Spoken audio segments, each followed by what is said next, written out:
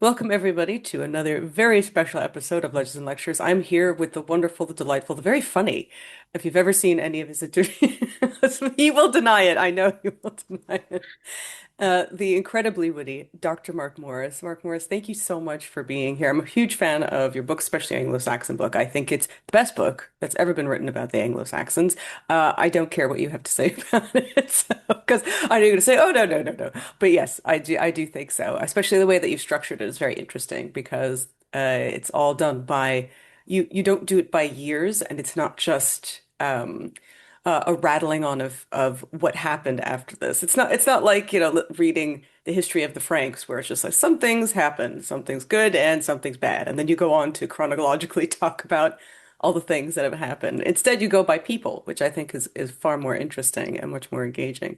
But for those who don't know you and your many books and your series, of course, your Castle series, please tell people who you are and what you do. Oh, I don't think I can improve on anything you've just said. I think I can only sort of do myself harm. So perhaps we'll just stop it there.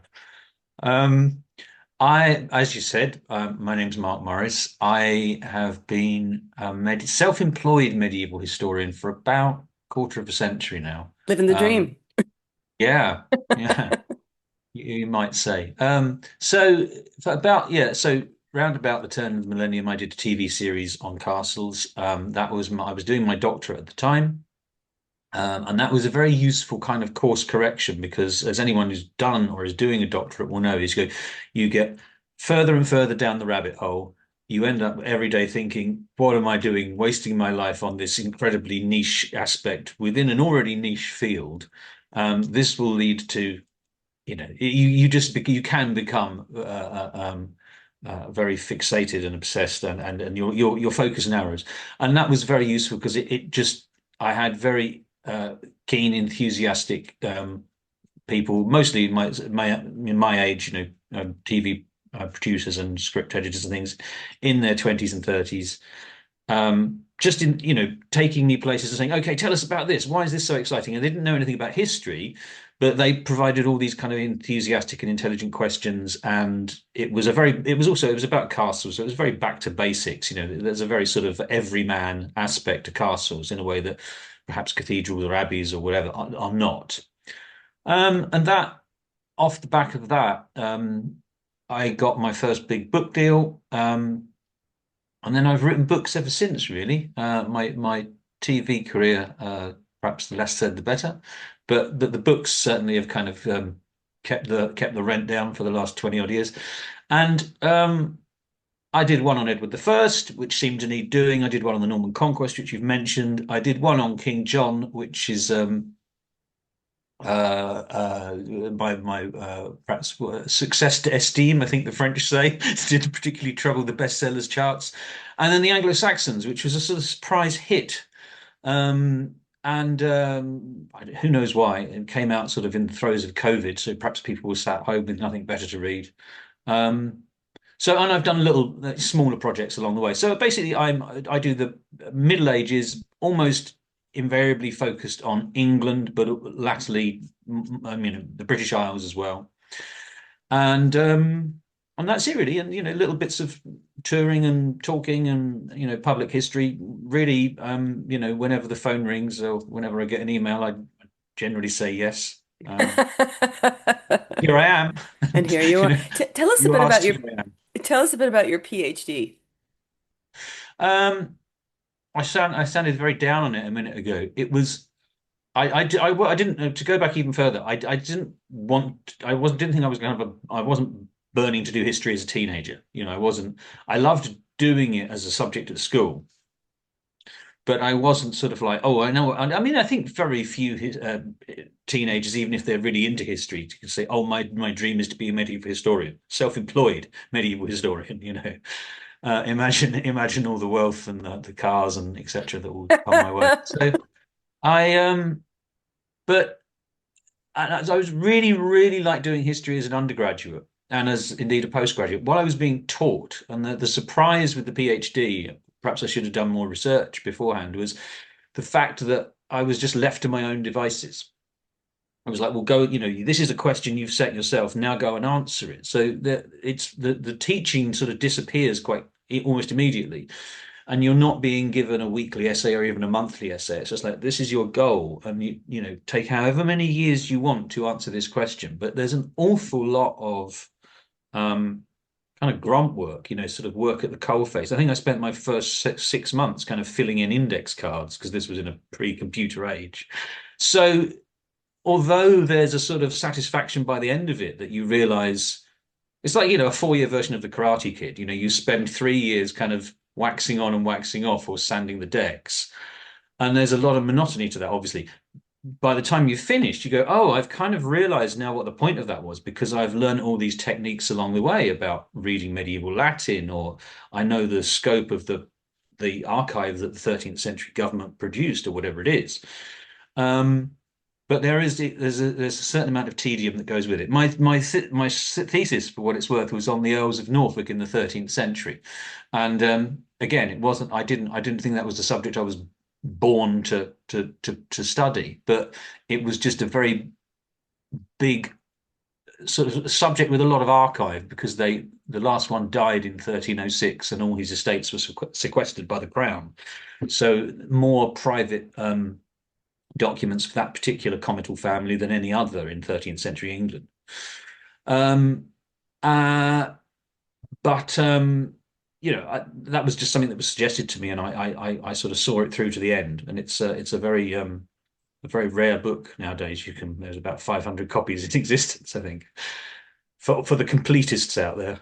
I'll have to find it now. I didn't know that it was actually available publication. No, it's commercially available, and I think it's fair to say it's the very last word on the 13th century Earls of Norfolk. It's not been surpassed in the past 25 years, as to my knowledge. It's wonderful when you don't have to defend yourself. Well, So let's start with your friends and mine, the Anglo-Saxons. And hmm. we don't really like to mention the D word on this show because there were no Dark Ages. There was only the early Middle Ages. And so we'll begin with the Romans leaving England, or did they? Really, or did they? So how long after the Romans left, or quote unquote left, did the Anglo-Saxons actually come over? What did they come over to when they got here? Gosh, there's so many questions off the back of your question. So you said, did they leave? I mean, yes, some of them left, certainly. There's a rupture between Rome and Britain in the early 5th century. And the first thing to say, I suppose, is our sources for this period are virtually written sources are virtually non-existent. So that's the big problem. As before I started this book, I knew a fair bit about late Anglo-Saxon England, but nothing about the early period really. And I knew virtually nothing about the Roman period. So I was quite surprised to discover that because we think of the Romans as so sophisticated and so literate, as indeed they were, but no written sources survived for Britain except for the first century of Roman occupation. And that's only 1 or 2 bits. So we can only apprehend the Romans really through archaeology. And so, it's clear nonetheless that there was some big rupture at the start of the 5th century, and things have been going bad for several generations. And it seems from such fragmentary sources as we have is that the rupture was, in the first instance, the people in Britain themselves saying, enough, to hell with this, we're going to do our own thing. Because why are we bothering to pay taxes or whatever when you've withdrawn the armies and you're not providing us with any defense against the people we'll come on to who have been attacking for generations. Late Roman Britain have been under attack from at least the late 3rd century by people from Northern Europe on the fringes of the empire, the Saxons as they called them, and increasingly from the north and the west as well. So from the Picts in what is now Scotland, and from the Scots in what is now Ireland. Yes. So they're under attack on all sides, and they decide that they would be better off, away from the empire. They weren't, but so that's kind of like so. Short answer is Roman power is withdrawn or rejected at some point around the year 400. And because they are under attack from people from the north and the west, the people in post-Roman Britain, the people running the show, decide that they ought to have mercenaries to help defend themselves, and they recruit some of the Germanic mercenaries or Germanic people who have been invading from the east and the south to fight against the people invading from other directions. Which it sounds kind of like, with the distance of, like, 1600 years, it sounds like, well, that was a stupid thing to do. But it was a thing that was being done, you can see by analogy with better documented parts of the Roman Empire. It was being done everywhere else. And if you find yourself, all of a sudden with nobody to wield the sword and nobody to do the fighting, then it would appear to make good sense. I think one thing that's often forgotten is that when the Roman Empire was working properly, civilians were not allowed to bear arms. That's right. The state had a monopoly of violence, and it's all very well to say, well, you should have just picked up the swords and the axes yourselves. But if you're a playwright or a mosaic layer, or a historian like me, then it's makes far more sense to say, well, we just get these hairy guys with axes and swords who seem to know what they're doing, and if we pay them enough, then they'll be on our side. So that's what happens, and it fairly quickly unravels. At some point in the 430s, 440s, certainly by the middle of the 5th century, the mercenaries have turned on their employers and just thought, well, we'll just have this for ourselves.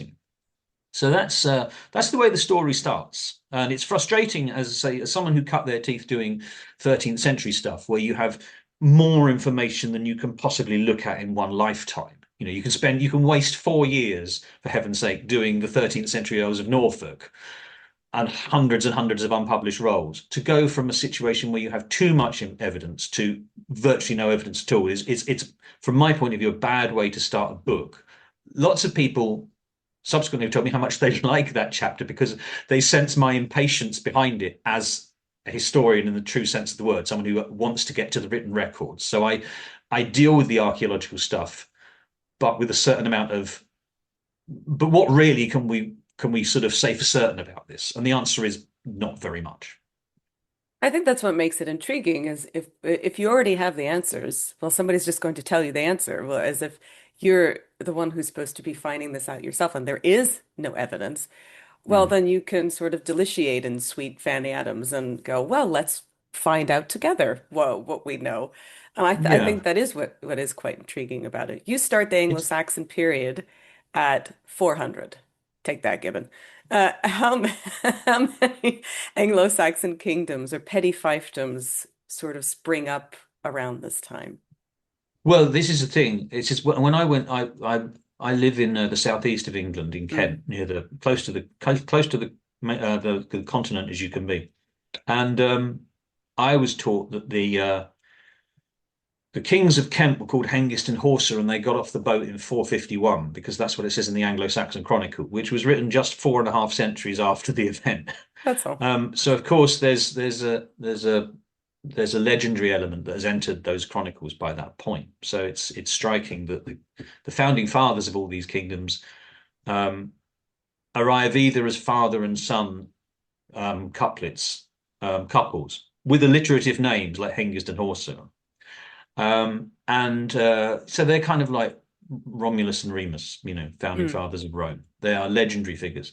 What's interesting is I was taught that, and that's what you can certainly see even in, very, very important seminal books on the Anglo-Saxons, like Stenton's Anglo-Saxon England, which was first written in the 40s, 1940s. That those chronicles were accepted as more or less true until kind of like the second half of the 20th century. And nowadays we treat them as kind of like origin stories. Um, what we would say nowadays is these kingdoms as such don't come into play until at least a century after the initial settlement. So whatever survived of post-Roman England survives. And kingdoms, we first start to get kind of really good evidence of kingdoms from the 570s, 580s. We start to see them at that point. And there are certain they start to be mentioned in continental written sources. Also, we've got coins that they were striking. I mean, not many because they're striking really for prestige reasons, gold coins. But also, the two big archaeological indicators that something more than just sort of little petty fiefdoms or whatever you call them, little tribal groupings or whatever you want to call them, that's lesser than a kingdom. The indication that we've got something more than that is really big halls start to be built. So prior to that point, you've got some degree of differentiation in the type of buildings being built, but nothing on a big scale. And then you've got all of a sudden halls that are more than 100 foot long.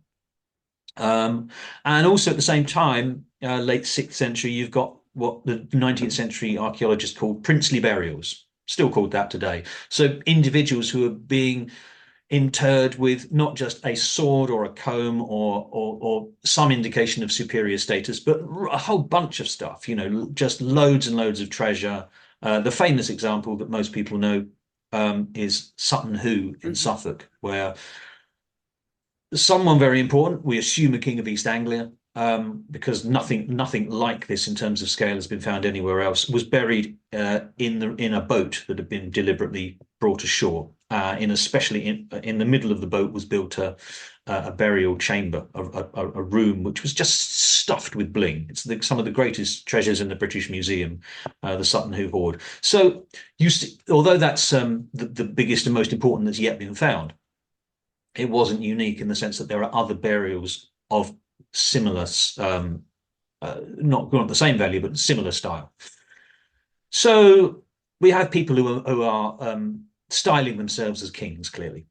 And so that's 100 to 150 years after they first appear as settlers. We've got the emergence of kingdoms, and again, the names I were kind of taught to me when I was about 6 or 7. But most people will be familiar with them. Uh, Kent, I've already mentioned, and then you have Sussex, Wessex, and Essex, i.e., the South Saxons, the West Saxons, and the East Saxons. And further north, the Mercians, the East Anglians, and furthest north, the Northumbrians. So you have this um, sort of galaxy of kingdoms. The other thing to say very quickly is I've just kind of sold you a bill of goods in as much as suggesting there were only 7 of them. Again, that's what you will be taught at school. That's what my children were still taught at school. Yeah, the And that's certainly heptarchy. Yeah. the heptarchy, yeah, which is part of the national curriculum here in still in the UK. But that again makes it sound like it was some great plan from the off, like a sort of Game of Thrones style 7 kingdoms. And what we can actually see when we look at such scanty evidence as we had even in the 7th century is there were way more than 7 initially. There were dozens of kingdoms. Um, and so probably at some point along the time scale, there were precisely 7. They start to thin out as the centuries progress. But to begin with, who knows? 20 kingdoms, 30 kingdoms, 100 kingdoms. But these kingdoms start to coalesce is the point. When we start to see them, they're in a process of coalescing, and the bigger ones, the preeminent ones, are already making themselves known and throwing their weight around. Some of the maps from this time are really great. Well, they're maps that were kind of fixed after the fact. One of my favorites is there's a map. If you look at Wales at this time, asking, oh, well, what were the Welsh kingdoms? There's just a big sort of picture of Reged, but it always has a question mark after it. So it's like Reged Oh, yeah. over here, maybe. I, I I was doing there's one of the maps in my book was kind of there's a map comparing the sort of the provinces, I think they're called provinces, of late Roman Britain, because Roman Britain itself was subdivided into 4 or 5 provinces. And I spoke to several people, the best people I could find to say, what is the actual evidence for the boundaries between these provinces? And the answer is kind of like, it's not based on just pure guesswork, but it's pretty close. We can identify the provincial capitals like London, Lincoln, Cirencester, etc. But as to where those boundaries lie, but once someone draws a map and they've got a whole bunch of letters after their name, then it very quickly becomes accepted fact. Mhm. And it's like, and you go, well, I didn't think we had any written evidence, never mind cartographical evidence. So where did this map come from? And the answer is, oh, people then start to kind of say, oh, I'm sorry, I don't have time to reply to your emails because you're asking these tedious but fairly fundamental questions like, what is the basis of this pretended knowledge? Speaking of pretended knowledge, so you had Yes. mentioned the Anglo-Saxon Chronicle or Chronicles several Hmm. times. So how accurate for this period, how accurate is the Anglo-Saxon Chronicle? Well, it depends. I mean, the Anglo-Saxon Chronicle kicks off in the late ninth century. It's a creation of the court of King Alfred the Great. So pretty good on the 880s and the 890s and even probably the 850s and 860s. Like all sources, the further you go back, the further it is being written from events, the more dubious you have to be about this what it's telling you. It's possible. It's more than possible. It's certain in some instances that it was based on earlier sets of annals. But I don't think I referred to the Anglo-Saxon Chronicle at all until I can't remember. I think I used it for the ninth century stuff, and I may have kind of used it on the sly without just referring to it in the footnotes for the eighth century stuff. But it's yeah. So it's like all the sources in the book. You judge each source on its merits, who wrote it, how close they were to events, how well informed they were. If it's uh, Bishop Asser writing about Alfred, well, he knew the man. So he's likely to tell you some true stuff. He'll probably try and feed you a whole bunch of untrue stuff to make Hmm. Alfred big and important. But at least he's in the room. He's very much in the room. So, whereas if it's someone saying, um, to go over the same old ground, or in this particular year, Hengist and Horsa arrived and they fought a battle with the Saxons. It's like, well, okay, so you say. So you were told.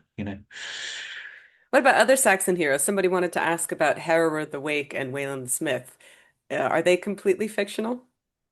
I don't know anything about Wayland the Smith. I think Wayland the Smith doesn't crop up in the book, so I think that's Wayland Smithy. He's a character of pure legend, I think. Whereas Hereward the Wake is outside of my jurisdiction. Really, he's into the Norman Conquest period. So Hereward the Wake is some local landowner at the time of the Norman Conquest who resists the Normans. And I mean, the Anglo-Saxon Chronicle continues after the conquest for nearly 100 years, down to the 1150s. So he is mentioned in the Anglo-Saxon Chronicle, and what credible stuff we know about him relates to his um, dealings with the Normans. I think in well, it's 3 or 4 years after the conquest. So he's basically someone who doesn't take the conquest lying down, and incites local resistance in the area of sort of what we call the Fens, sort of Ely, East Anglia, and in collaboration with invading Scandinavians. Um, but what makes him sort of appealing is I'm just trying to get this right now. About 100 years later, I think that's when the source is. There is a life he's written about in a book called the Liber Eliensis, and it's full of cracking stuff. And it's lots of good descriptions of him resisting the Normans, and he becomes a sort of folk hero Robin Hood figure in that telling. So he is able to sort of infiltrate the Norman camp in disguise. So you can see all these kind of tropes that you see in the later stories of Robin Hood of, this must have been good to sort of hear this tale of this outlaw around the fire. But at the same time, how much credibility can you invest in those stories? Well, there are rather too many stories where he kind of consults with a witch or fights a dragon or whatever. I think that kind of compromises the credibility of the whole. So as I say, with a lot of these topics, no, not a lot, some of these topics, the ones that are often uh, are sort of most wedged in the popular imagination, you have to say, oh yeah, well that's a great story. What we actually know about it that was written at the time is two sentences. Um, that's not to say it's not valid to say what were the kind of stories that people like listening to in the 12th and 13th centuries. What can they tell you about the 11th century is zibbity doodah. It's like Jeff and him making up stuff about Arthur. Just think, okay. Yeah, or I mean, another example that pertains to my period in particular is Scandinavian sagas. I Mm. mean, for not just Northern English history, but also Scottish history. There's a Because you have no written evidence whatsoever, particularly for sort of Scotland in the Middle Ages. it's very tempting to say, oh, well, we've got these Scandinavian sagas talking about what's going on in the 11th century. It's like, yeah, but they're written in the 13th century. Yeah.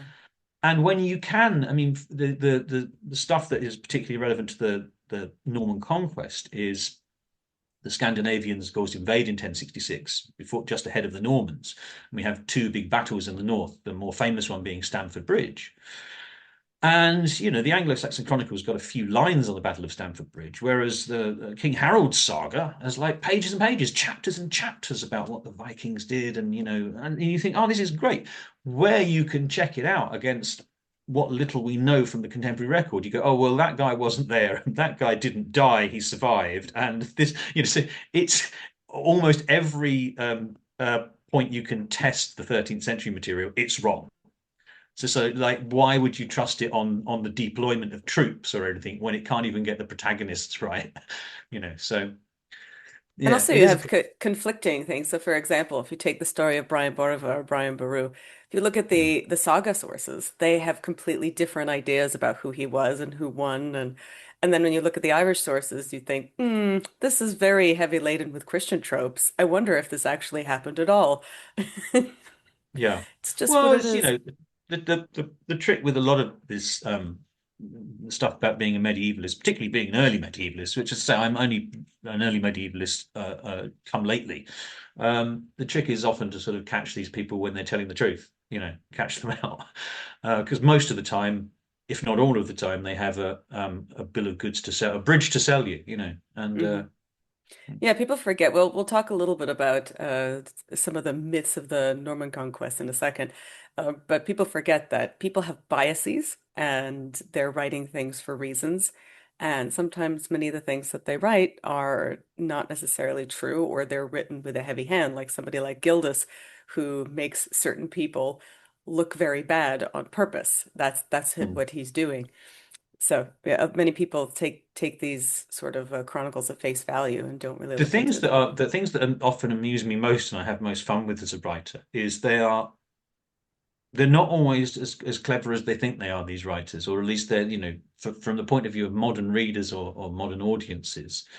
So it often the case. So you have an example like William of Poitiers, who is the biographer of William the Conqueror, will always be anxious to tell you, just how fearsome William the Conqueror was, and when William the Conqueror first took up his lance and his sword and donned his helmet, all of Francia trembled at his coming, and you think, well, he was 15, and they're sort of, that sometimes they're very obvious. One of the ones I always trot out is chapter 3 of the Anglo-Saxons book. I lent very heavily on the life of Wilfrid, who was Bishop of Northumbria in the um, late 7th century, and not just a man who bestrode his age. He was also Bishop of Sussex, and he wanted to be Archbishop of Canterbury, and he sort of ended up at various courts and going to Rome 3 times. And he really was a great person to sort of follow in his footsteps around this very complicated political world of the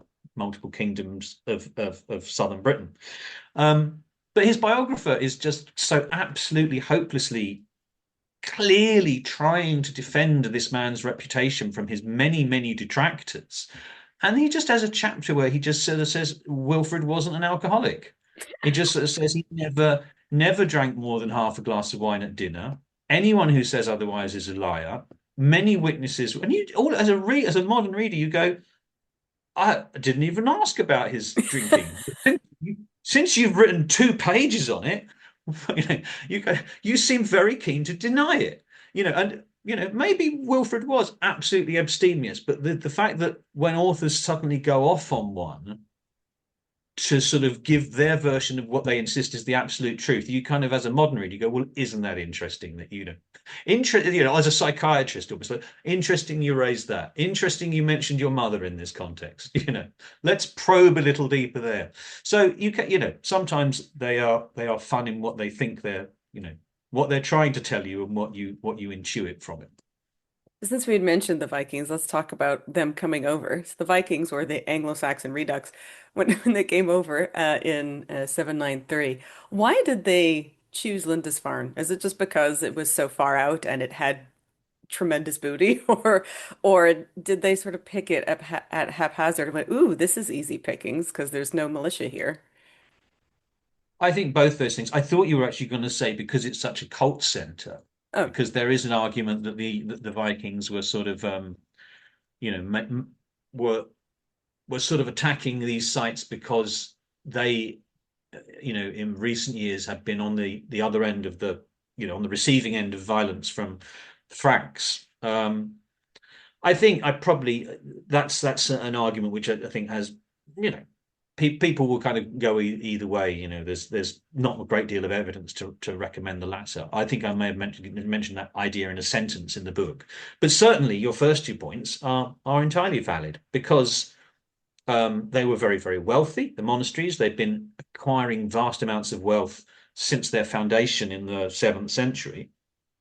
And because for all the sort of inter-kingdom violence between Anglo-Saxon kingdoms that persists well into into that period, um, the Anglo-Saxons were sufficiently down the road to Christianity that they didn't attack, or very seldom would attack, Christian sites. So the monks were, for the most part, spared the violence that was endemic in the rest of society until the Vikings come along and they say, well, you know, we don't believe in these gods. So, and it just must have been astonishing to them that kind of like, oh, you prefer to live on an offshore island with all your gold and silver and stuff. And that none of you guys have weapons or even know how to use them. So yeah, they're just really, really rich and easy pickings. The other things they go for in the early years are the sort of permanent markets that have sprung up in the 8th century, 7th and 8th centuries. So the wicks, so places like Lundenwic, Hamwick, Ipswich, are again they're just largely populated by artisans and traders. So very easy targets for raiders armed with axes and swords. and so it's interesting though that they didn't really settle at all. Unlike the Anglo-Saxons where they came and they settled, they didn't really settle at all until I think the 870s. Why did it take them so long? Were they really just only interested in raiding and leaving, or when they did Well, they I go, think ah, they're interested in wealth. I mean, to pick you up on a point. I mean, the Anglo-Saxons had been raiding for hundreds of years prior to the mm, point they settled. It's just that the Roman state was there to deter them, so they couldn't settle because there mm, was a Roman army. It's only after Roman power has collapsed that they're able to say, they mustn't be going back to Germany or southern Scandinavia in the 5th century, saying there's nobody there anymore. I mean, and there's we could intrude ourselves into this. We could go over there and live like kings because the Romans have gone home. So with the Vikings, what it suggests is in the first instance is they're not driven by land; they're driven by easy pickings. You just go over there, find a monastic island, take all the gold, go home, seize slaves. No one's going to stop you. Um, so it's not until 7 or 8 decades into the Viking period that they start to settle. Um, Again, this is where I may discuss these things in a sentence or two in the book, but because there is no hard evidence you might say, well, why did they start to settle? I don't know, because they wanted land, I guess. There's really no more clever answer than that. There may be any number of theories about why their homelands were no longer they're running out of land. There's dynastic competition between royal dynasties. Once it gets into that, I feel impatient, and I feel that my readers will feel impatient. So I maybe address this in a sentence. But the undeniable fact is, and from the point of view of the development of England, which is what my book is about, is they were settling in large numbers from 865. mm. So, but that's not the end of the story between between the Anglo-Saxons and the Vikings. One of the Great War, or the clash between the Saxons and Vikings, the Battle of Brunanburh in 937, Mm. with my boy Athelstan, King of England, and the against Olaf, I think is a lot of I've seen a lot of people paint this war as sort of like a Christians against the pagans kind of thing. But really it was four people who had decided, well, I don't want the Vikings to take this giant piece of Northumbria again. And so they decided to band together, Athelstan and with Constantine, King of Alba, and Owain, who King of Strathclyde, who never shows up again in any records after this battle, which I always think was kind of funny. Yeah. Where he fights and then he just goes, "All right, bye," and then we never hear about Yeah. him again. I'm straight. You remember this much better than I do. It's 5 years since I finished writing the book, but yeah, I mean, from the point of view of Athelstan, this is the culmination of his reign. So, for those that don't know, Athelstan was the grandson of Alfred the Great. Alfred the Great, who we've only touched upon in passing, Alfred the Great was the king who reversed the tide of Viking advance. So the Vikings are raiding from the end of the 8th century.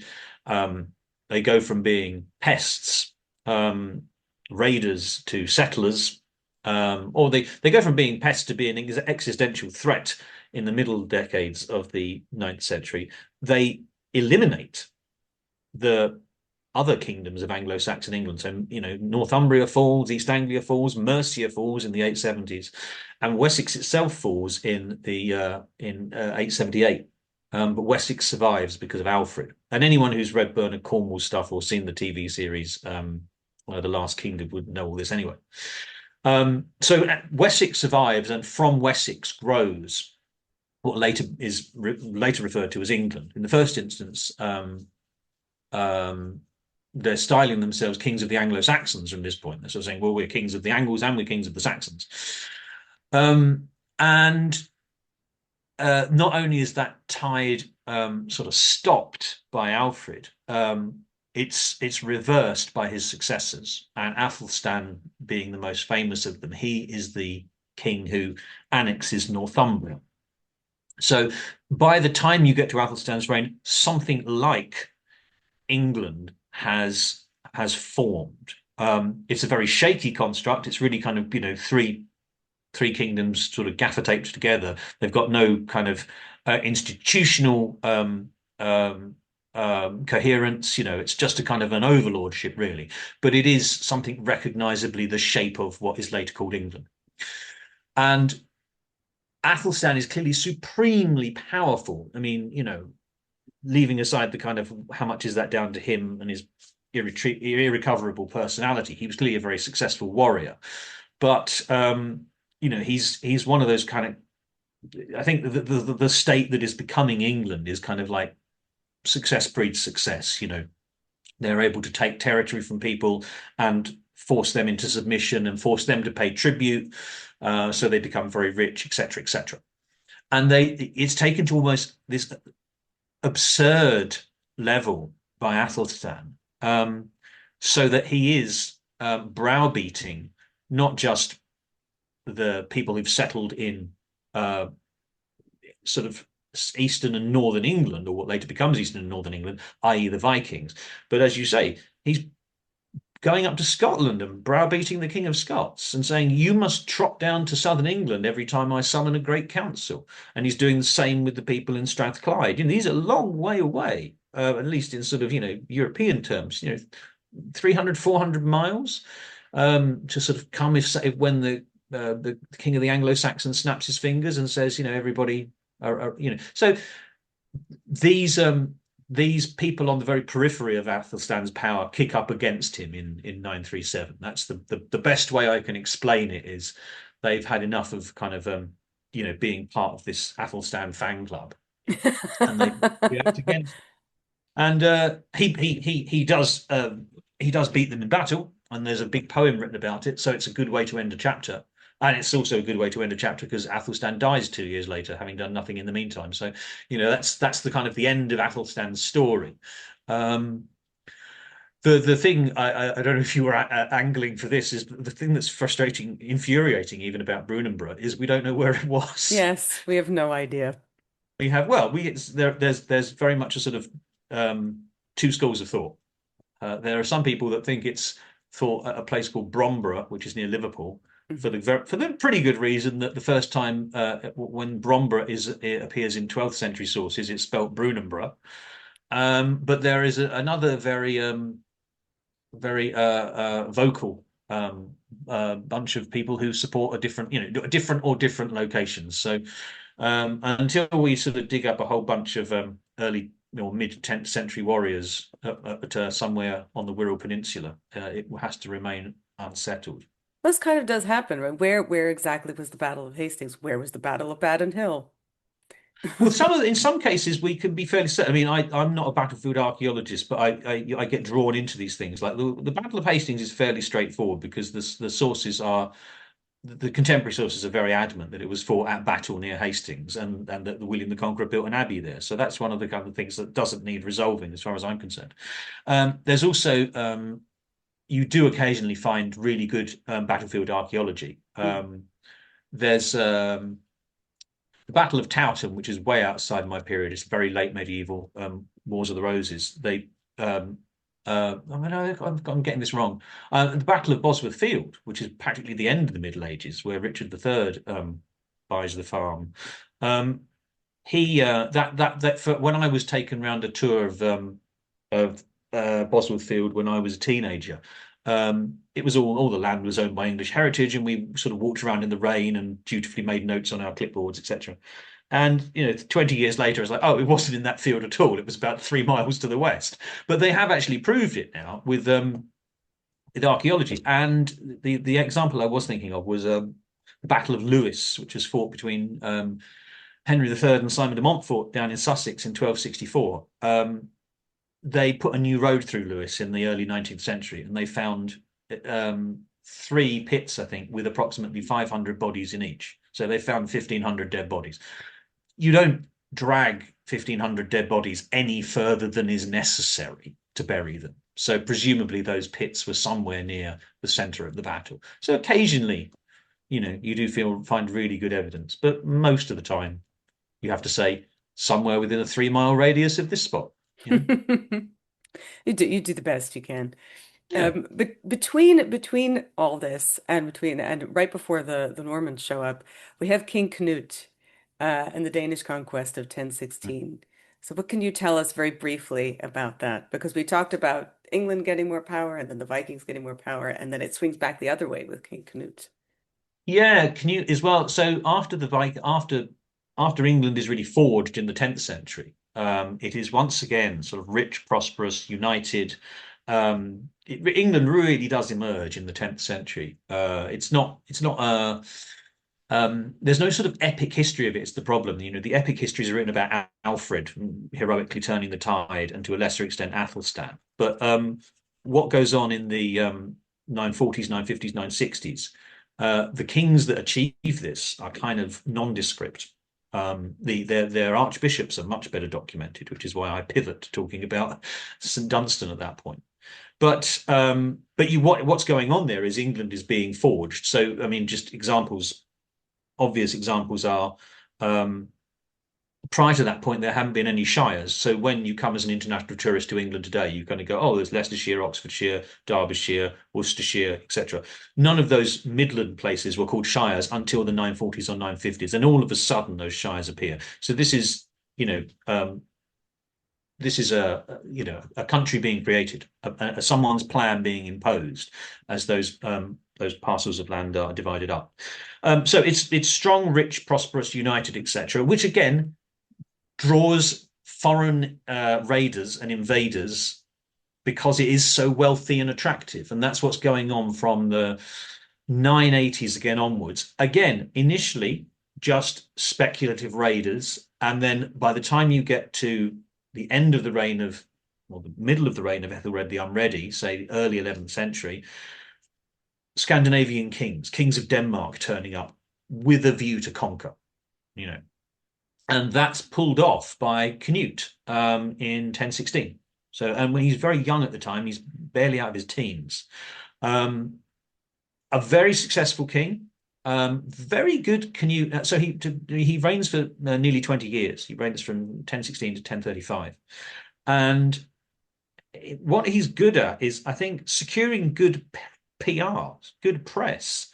If you look up Canute in almost any book right up to the present, people will say, oh, he's incredibly successful, such a great king of England, much better than Ethelred the Unready. And when you look at the record of his reign in the Anglo-Saxon Chronicle, I mean, I'm tempted to pull it off the shelf, but can't be bothered to get up, but I probably will spend 5 minutes trying to find it as well. But if you look at the Anglo-Saxon Chronicle, even in very, very sort of what am I trying to say? Sort of sparsely spread out modern print. It's 2 pages. It's about 20 lines, and there are years of his life where we have no record of what he's doing. So if there was any bad stuff being written about Canute, people weren't bothering to write it down. And you have to kind of really sort of read between the lines to say, well, he can't have been that popular because, or he must have been really violent because of this. But he managed very quickly to get the church on board. So churchmen were kind of giving him basically favorable write-ups because, as St. Paul said, the powers that be are invested by God. So they kind of said, well, he may be a Viking, he may have 2 wives on the go, but he is kind of the king. So, so he went to Rome, of course, on pilgrimage at some point during his reign. So Canute gets a good write-up. I doubt that everybody at the time in England thought he was as great as posterity seems to have done down to the present, because he's just on the eve of his reign. He lots of aristocratic families, lots of aristocratic hostages are given to Canute's father on the eve of Canute's reign. Have I got that right? No, they're given to Canute himself. Sorry, they're given to Canute himself before he becomes king. And when the Anglo-Saxons, or rather, the powers that be in England, swing behind Ethelred the Unready and give him one last go, Canute reacts by mutilating these hostages. So he's cutting off noses and eyes, poking out eyes and cutting off ears of aristocratic hostages. So there must have been plenty of people around in Canute's reign, plenty of powerful people who said, oh, well, I'm okay, but my brother, lives at home now because he was blinded by Canute. Or the reason I don't have any ears is because of Canute, So as I say, there are little things like that which make me think probably Canute wasn't as popular as we've been led to believe. But there's much more to be said about Canute. I've fixated on his levels of popularity, but seems to have been a strong king, seems to have held it together for 19 years, left a right royal mess for his successors to sort out on account of the aforementioned 2 women at once problem, That's his or real rather 3 sons by 2 different women. Recipe that's for his real PR, disaster. his real popular Yeah. legacy, 2 in at once. Good job, buddy. Yeah. Now we move on. We have very little time left, but I wanted to just very quickly mention the Norman Conquest, because Mm. as you well know, recently there has been some kerfuffle about whether or not the march at the Battle of Hastings actually happened. And you did write a piece on it, which we did feature in our other program. And I'd like to just iron out some of the ideas there. So it's 1066, Three Kings, Three Battles. What are the mythologized aspects of what happened at 1066? Because obviously, if you look at the biotapestry or embroidery, however you want to call it, there's Halley's Comet is there. There's 94 penises on it, which I think is very interesting that they've decided to include these things in the biotapestry. But what are the mythologized ideas about it? And what actually happened? Oh well, I mean, we've only got 8 minutes left. I mean, it's the single most famous event in English history. Okay, there's a reason that the famous sort of joke history book in the 1930s was called 1066 and all that. It's kind of where, for most people, they think English history starts. So there's enormous amounts of mythologization going on, from the moment it happens onwards. You mentioned the 94 penises on the Bayeux Tapestry as a sort of clickbait. I feel I have to rise to it. 88 of them are 88 of them are horses.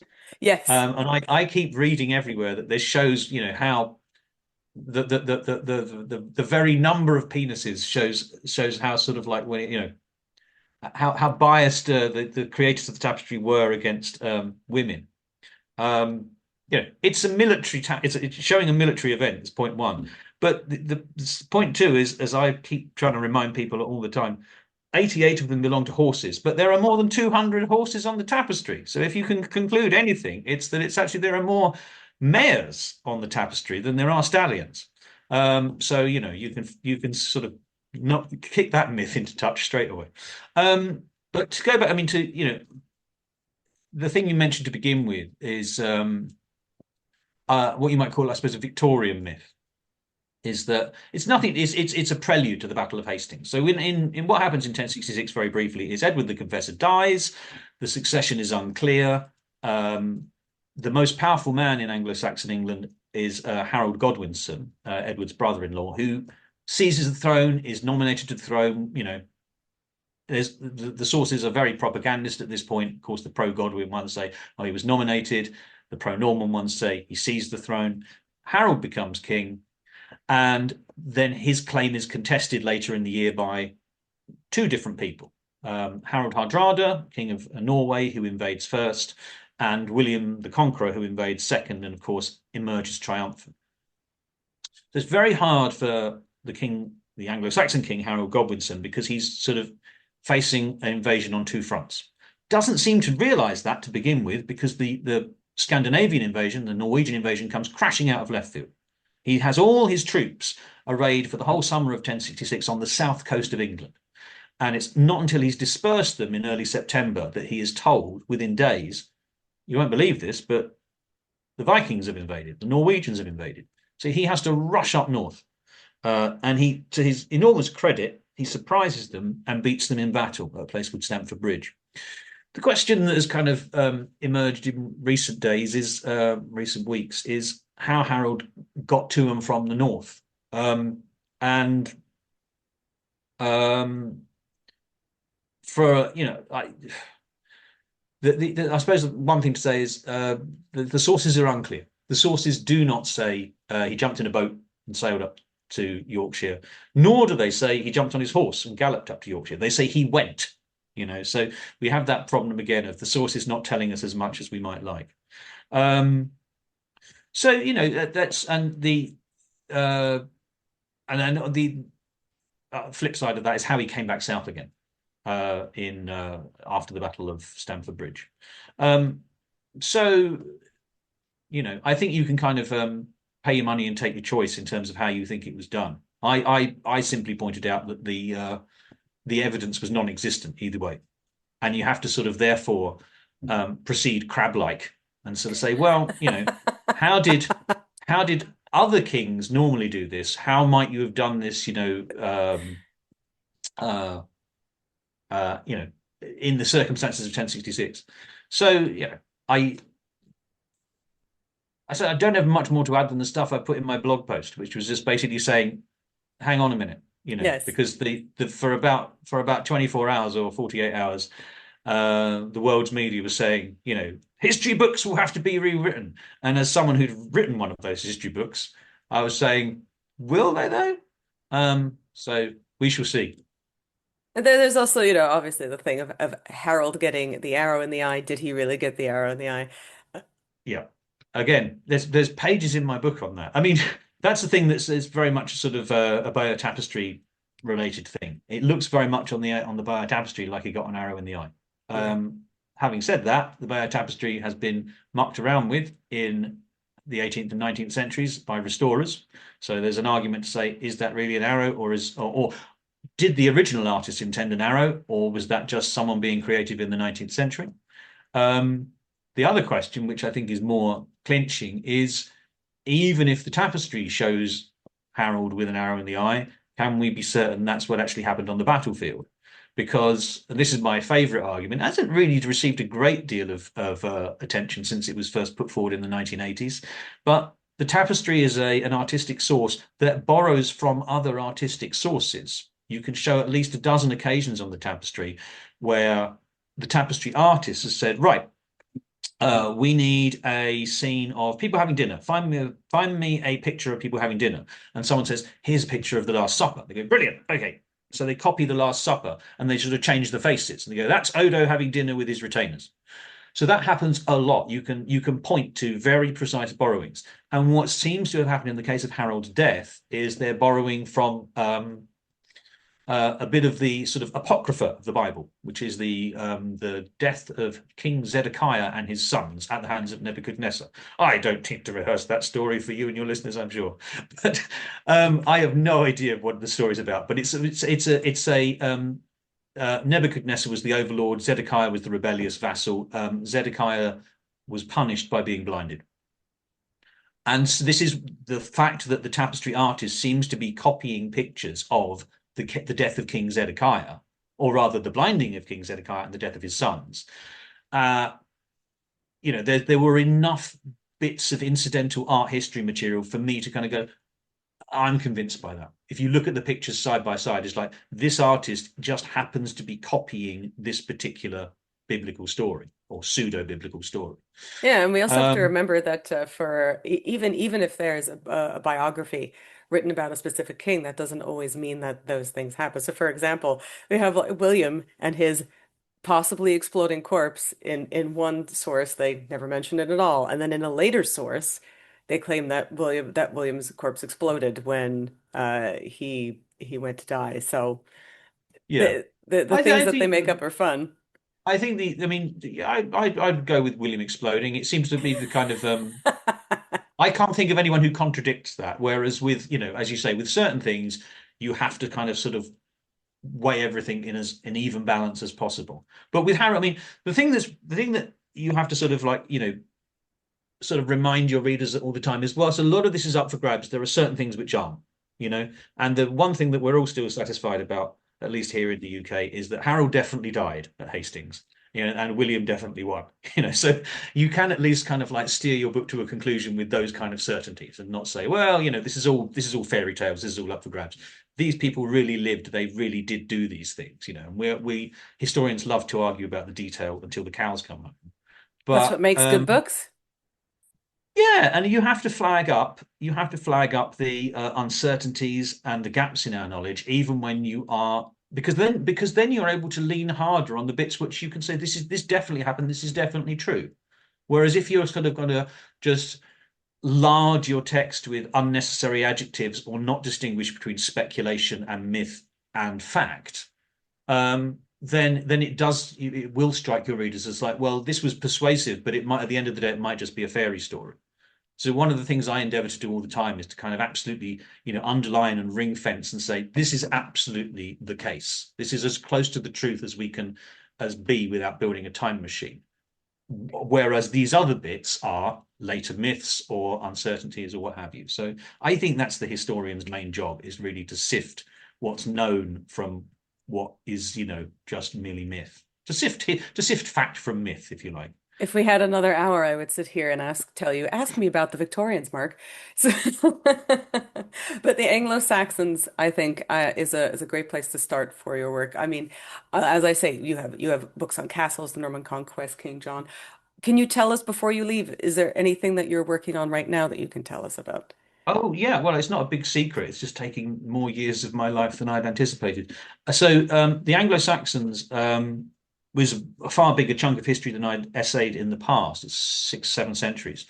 And so my publishers more than me, kind of, I think, said, well, the broad canvas is clearly your forte.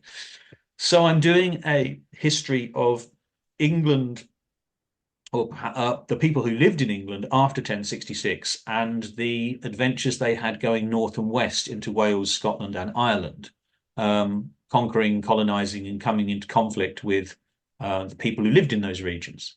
And it's a really sort of, I was going to say understudied. It's been studied enormously, studied a huge amount in the last 30 or 40 years. But it hasn't really had that academic research has had very little impact on popular understanding, and even to the extent that the book has no title because there is no off-the-shelf title that's been made. Most titles or most historical tags are invented in the modern period in the 19th century. So when you talk about even the Norman conquest, that's fairly, I think, 18th century. Harrying of the North, 19th Hmm. century. 100 Years' War is invented in the 1880s.